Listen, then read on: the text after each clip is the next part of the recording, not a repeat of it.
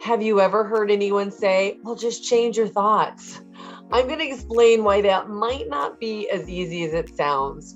But over the next 3 videos, I'm going to give you the tools and the knowledge that you can begin to use right now to harness the power of your thoughts. Are you ready?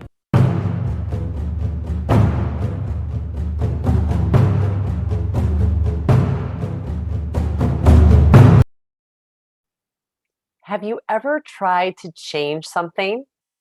Maybe drastically change something? Perhaps you wanted to lose weight, or maybe gain some to build bigger muscles or just get in shape. Have you ever watched someone struggle with alcohol or drug addiction? Have you ever had to quit swearing when your kids started talking? Fuck, that's hard. Put a quarter in the jar. Perhaps it was quitting smoking.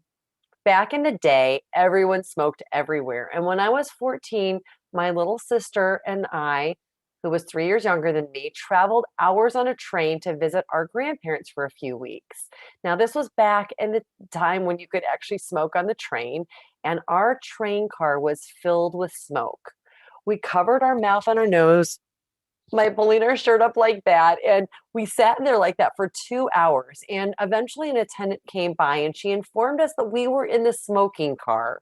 Good job, Mom, for not catching that when she stuck us on the train.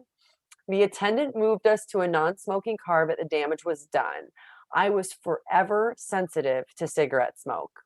So I can vividly remember the first time that I became aware that my little sister was smoking. I was a freshman in college and she was 15. She smelled like smoke, and I found the cigarettes in her purse, threatening to tell our mom. Well, thus began her 30-year battle with cigarettes.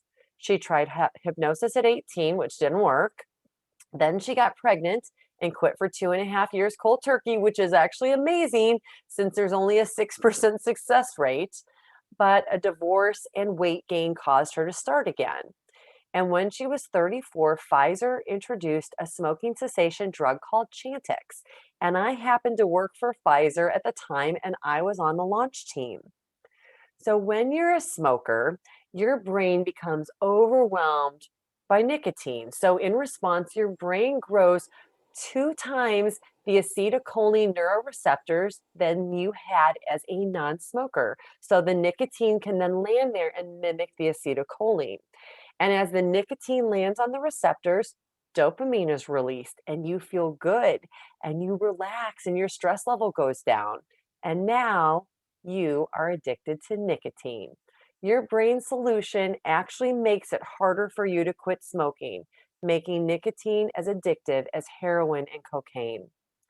Chantix, the drug that I was selling, sends a chemical blocker, a mixed agonist and antagonist, to sit on those same A4B2 nicotinic acetylcholine neuroreceptors in the brain, but it doesn't fully activate them.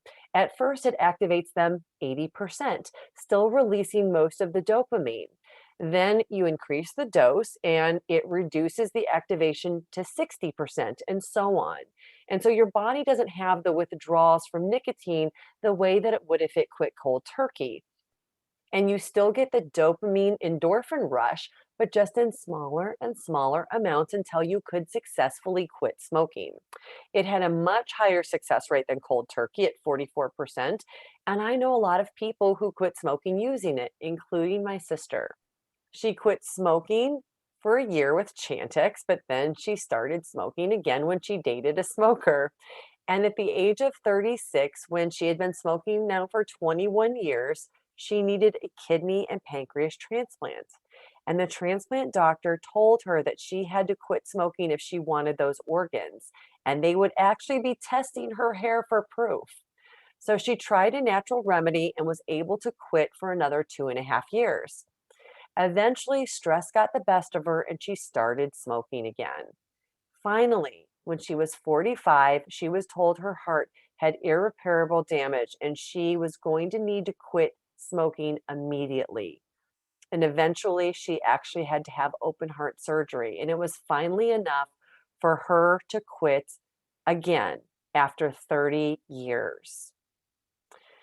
Everyone is telling you to change your thoughts, to change your limiting thoughts that hold you back and don't serve you. And they just say, change your thoughts, just rewire them. But there's only a small percentage of people who are capable of doing this.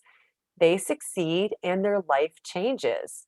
But for most of us, those thought patterns have been ingrained over months, years, maybe even decades.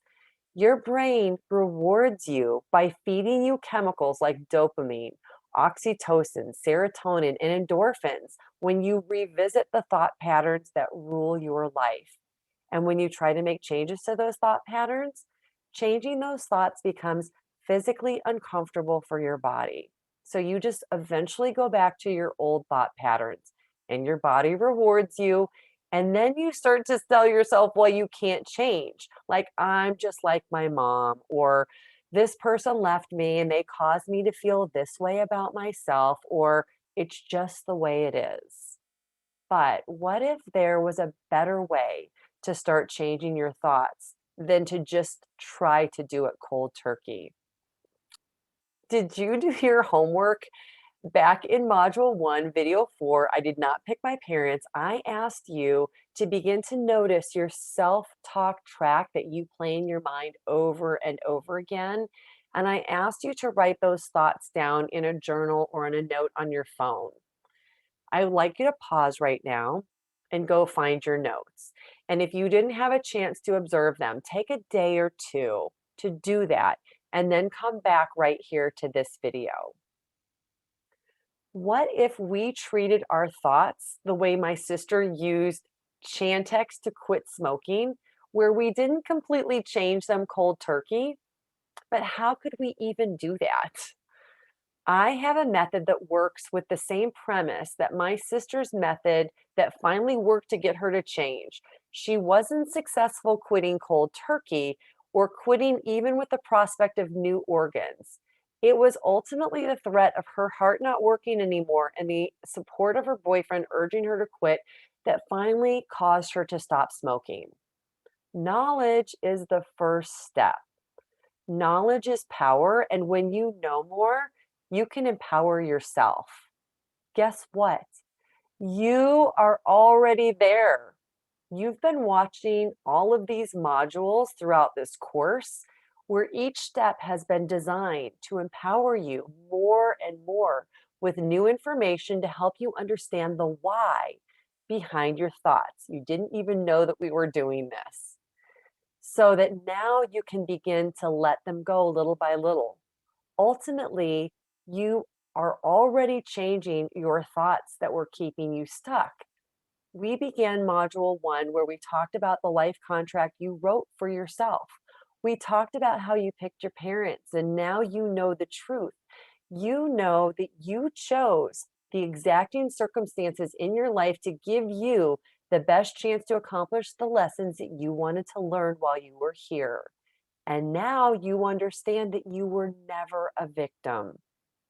You are the exacting creator of your life. And if you don't like something like Dorothy from The Wizard of Oz, you now remember that you've had the power within you all along. This isn't a fantasy. This is truly how it works. You don't need to change your thoughts cold turkey. You just need to review what you've been telling yourself and discard what is no longer true now that you know more.